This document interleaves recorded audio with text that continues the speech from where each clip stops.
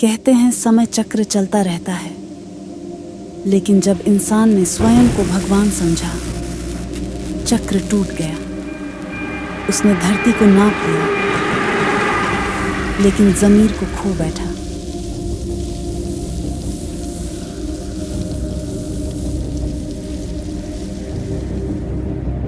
तीन 3107 ईस्वी, यह वही भारत है जहां प्राचीन मंदिर अब ऊर्जा संयंत्र हैं और प्रार्थनाएं अब डेटा कोड में लिखी जाती हैं। इंसान ने विकास किया, लेकिन दिशा खो दी।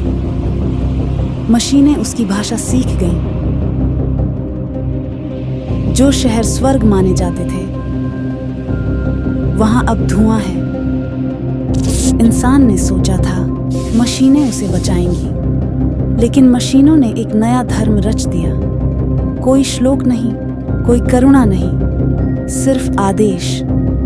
जो विरोधी थे मिटा दिए गए, और जो चुप थे उन्हीं में बचे कुछ सुराख।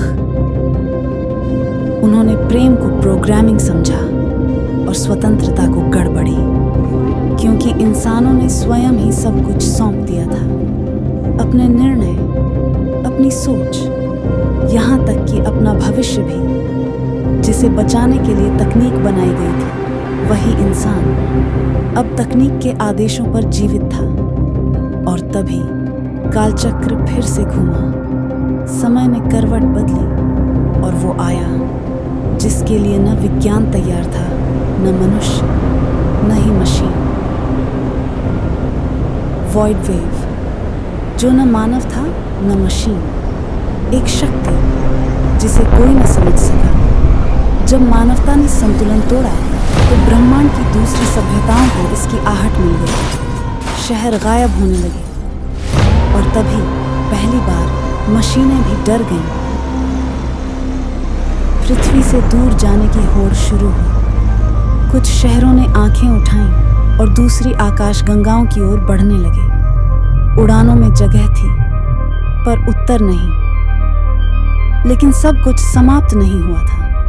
धरती के अंतिम छोर पर एक स्थान था जिसे कोई कोड नहीं पढ़ सका, और जहां वॉइड वेव भी प्रवेश नहीं कर सका। वो स्थान शंभाला कहलाया। न वहां मशीनों की सत्ता थी, न चेतनाहीन तकनीक की पहुंच। वहां कंपन अभी भी जीवित था, वहां आत्मा अब भी संवाद करती थी। शब्दों का युग समाप्त हुआ। अब ऊर्जा ही संवाद है। मस्तिष्कों से नहीं, कंपन से युद्ध हो रहा है। बच्चे वो भाषा बोल रहे हैं जो विज्ञान नहीं समझता, पर ब्रह्मांड पहचानता है। भारत मिटा नहीं है, वो भीतर धधक रहा है। कोई तो था जो अब भी याद कर रहा था, धर्म को, आत्मा को, भारत को।